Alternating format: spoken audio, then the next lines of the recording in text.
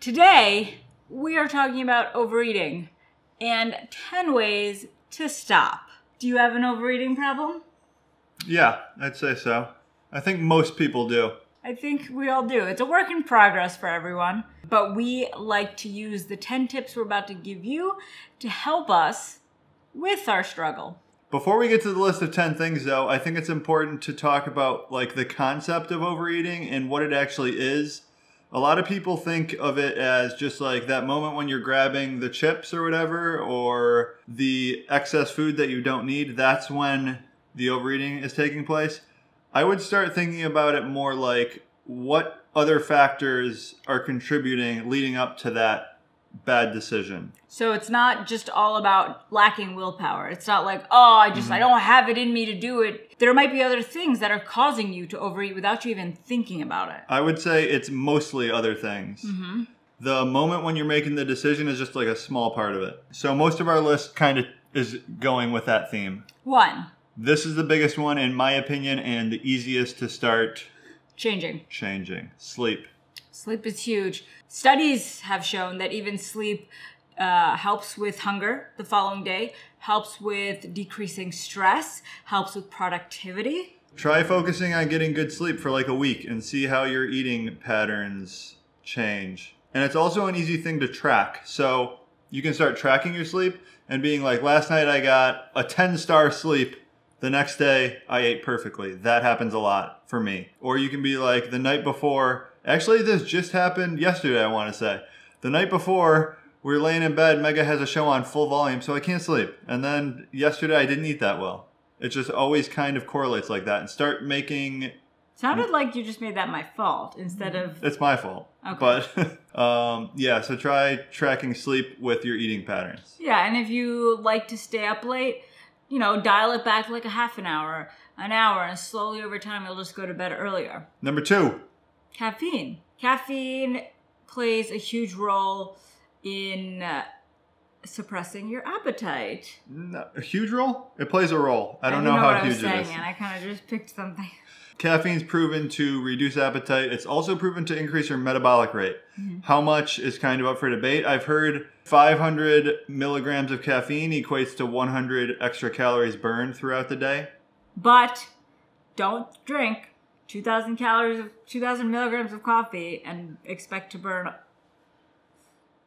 400 calories. Math. Bad at math. So caffeine, I would say, is a double-edged sword. Yeah. Because while drinking a certain amount of coffee can reduce appetite, it can burn extra calories, it can also interfere with sleep, which is number 1, and it's the big one.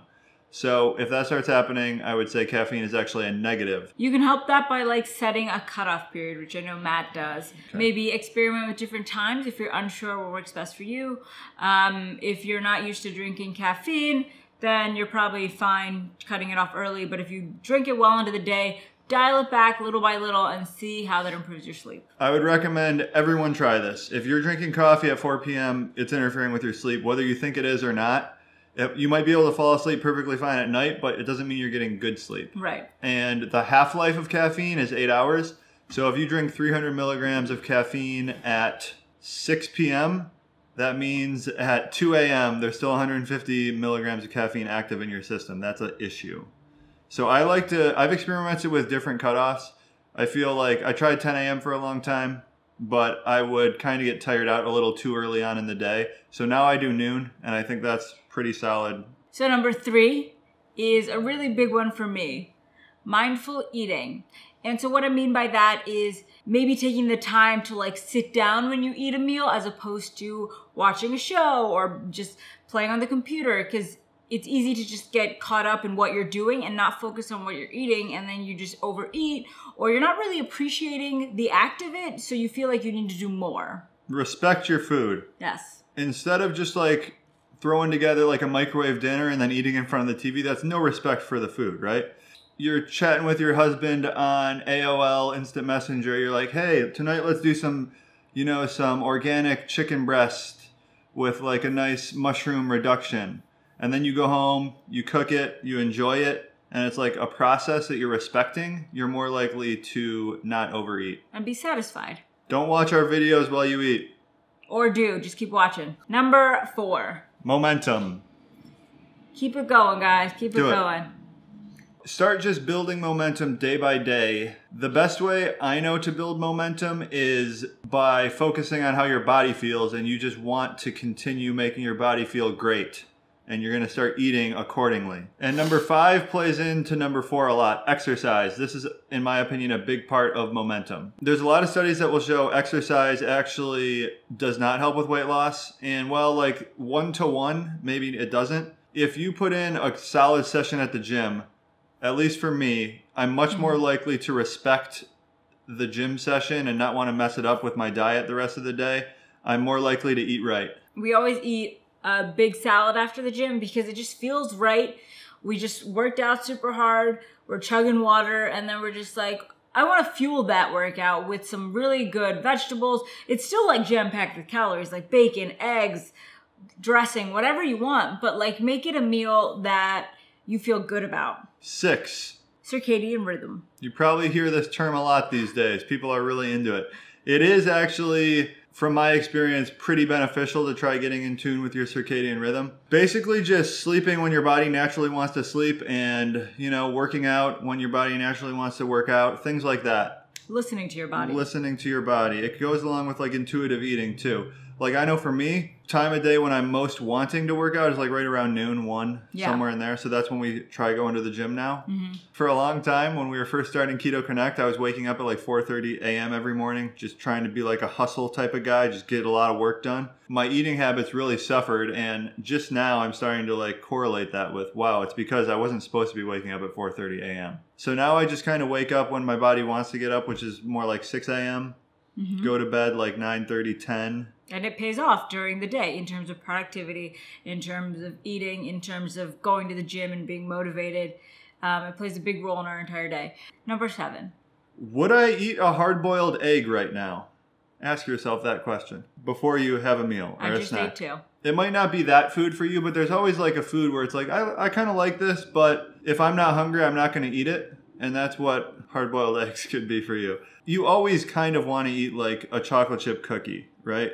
There's never been a point in my life where I couldn't eat a chocolate chip cookie.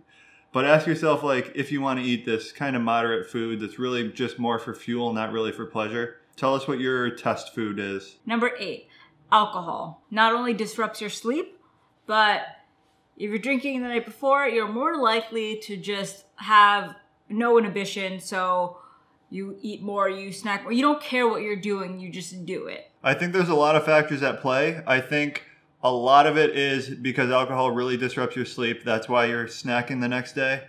I also think it's kind of in the momentum realm where it's like, I'm going to go out drinking. It's just lowering your standard that you set for your body. You're just caring less about your body, obviously, if you're drinking alcohol. Even if it's just like, I'm going to treat myself tonight. Like, we still drink. It definitely puts you in a mindset of like caring less about things, right? Absolutely, yeah. When I drink, I'm excited even before I start drinking. Not for the drinking. Just let loose. But to know the next day I'm going to be having like a big fat sandwich for brunch or like fried chicken or just some, like before I was keto obviously, but something that is going to be indulgent and fatty and I just don't care. That really is all part of the game, like the brunch the next day. Yeah, it really is. Where you can talk about, did you see John at the party last night? He was so drunk. And fine. We sound so old. We're only 28, 27. Number 9. Meal prep. More important on keto than it is on any other diet, I would say, because the lack of just like easily accessible quick snacks you can have that are good for keto is very limited. Yes, I agree. We also have a meal prep course below that is open. We will link it for you. And we find that while we were making the course and even now, when we prep, we are just setting ourselves up for success. You're thinking about food less, which allows you to be more productive in other ways. You have everything you're going to eat on hand, your macros calculated. It's just such a sure way to get ahead. 10. Finally, fiber. Fiber is huge for me. I noticed that when I'm eating fiber, and fiber you can get from veggies, avocados. There's also like fibers like psyllium husk. We don't throw those in just randomly often, but eating foods rich in fiber keep you fuller longer. If you're doing keto without vegetables, you're probably not getting a lot of fiber. Worth experimenting to see if you feel fuller, if you have a better time controlling your calories with some fiber. I would say vegetables obviously preferred.